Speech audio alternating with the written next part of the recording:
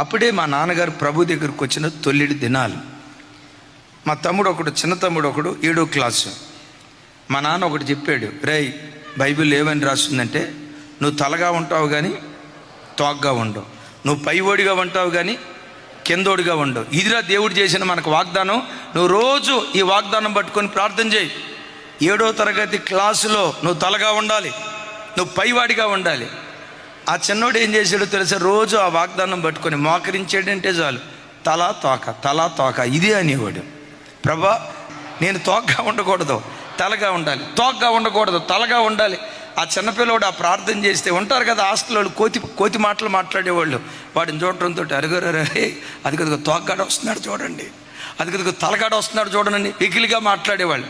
వాడు మాత్రం అదే వాక్యం పట్టుకొని తలగా ఉంచుతానన్నావు, 7వ క్లాసులో నన్ను తలగా ఉంచయ్యా.